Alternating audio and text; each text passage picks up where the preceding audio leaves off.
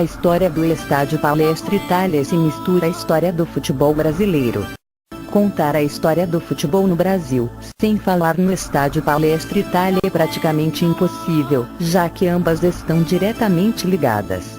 Para se ter uma ideia, a primeira partida de um campeonato oficial no Brasil foi disputada no Estádio Palestra Itália. Mas para contar essa história, é preciso voltar ao fim do século XIX. Em 1885, foi fundada em São Paulo, a Companhia Antártica Paulista de Bebidas, num espaço de 300 mil metros quadrados de área verde, localizado na Água Branca. 1902. Com o crescimento da empresa, em fevereiro de 1902, o espaço foi aberto ao público. Além da cervejaria, passou a abrigar parques infantis, pistas de atletismo, quadras de tênis, restaurante, etc. Foi criado também um campo de futebol, um dos primeiros da cidade de São Paulo. No dia 3 de maio de 1902, foi disputada no Parque Antártica, a primeira partida de um campeonato oficial de futebol no Brasil, o Campeonato Paulista. O jogo teve seu início às 15 horas e as equipes foram Mackenzie College contra o Germania. O Mackenzie venceu por 2-1. A fundação oficial do Parque da Antártica Paulista foi em 1904. O Germania, clube de origem alemã, passou então a mandar seus jogos no local, porém, com o início da Primeira Guerra Mundial, passando por sérias dificuldades, o Germania repassou o contrato de locação ao já extinto América Futebol Clube da capital. 1917. Nessa época, o novato Palestra Itália, fundado em 26 de agosto de 1914, já começa a ganhar fama e respeito. No início de 1917, não conseguindo arcar sozinho com o aluguel, o América firmou um contrato de locação com o Palestra Itália.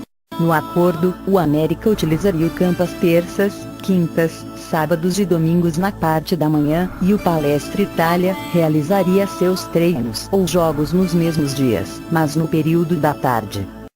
E foi assim que no dia 21 de abril de 1917, o Palestra Itália disputou sua primeira partida, naquele que viria a ser o seu futuro campo de futebol, o Parque Antártica. No embate, o Palestra Itália venceu o Internacional da capital por 5-1. E a equipe palestrina que entrou em campo naquele dia foi Flossi, Bianco, Grimaldi, Bertolini, Picagli, Fabi, Caetano, Ministro, Heitor, Severino e Martinelli. Os gols do Palestra foram marcados por Ministro, que aliás marcou 2 gols, Heitor, Caetano e Severino. Ao fim de 1919 e início de 1920, a ideia de fazer uma proposta de compra do Parque Antártica, a Companhia Paulista, começou a ganhar força. Foi quando os imortais palestrinos Menotti Falck, Enrico Di Martino, David Piquetti, Martino Frantini, Adriano Merlo, Vicente Ragonetti, Vasco Stella Farinello e o jornalista Tomás Mazzoni criaram a Comissão Pro Stadium, com a missão de fazer o que muitos consideraram uma loucura na época: ser o dono do Parque Antártica. Após algumas reuniões com Belfort Duarte, dono do América Futebol Clube, ficou acordado que o Palestra Itália seria o único a mandar seus jogos no Parque da Antártica Paulista. O próximo passo seria então a proposta de compra. A Companhia Antártica pediu nada menos que 500 contos de réis pela venda do terreno, uma verdadeira fortuna para a época. O Palestra Itália sugeriu o pagamento de 250 contos de réis, até dezembro de 1920, e outras 2 parcelas, de 125 contos de réis, a primeira vencendo em 1921 e a segunda em 1922. A proposta foi aceita e, no dia 26 de abril de 1920, o contrato foi redigido no 11º Tabelião de São Paulo. Foi assinado pelo então presidente, Menotti Falck, e os donos do terreno. O cheque de 250 contos de réis, em nome de Francisco Matarazzo e companhia, confirmava o pagamento da primeira parcela. O Palestra Itália passava a ser um dos primeiros proprietários de um campo de futebol no país, e, sem uso do dinheiro público, O acordo previa também o favorecimento aos empregados e exclusividade ao comércio de produtos da indústria, que ali seriam vendidos até o ano de 2003. O Parque da Antártica Paulista passaria a se chamar apenas Parque Antártica.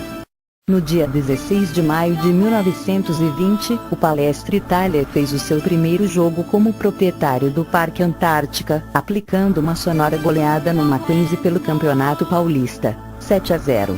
E a escalação do time que entrou em campo naquele dia foi essa: Primo, Bianco, Grimaldi, Bertolini, Picagli, Fabi, Caetano, Ministro, Heitor, Ernesto Imparato e Imparato II. Os gols foram de Caetano, 3 gols, Heitor, 2 gols, Fabi e Imparato.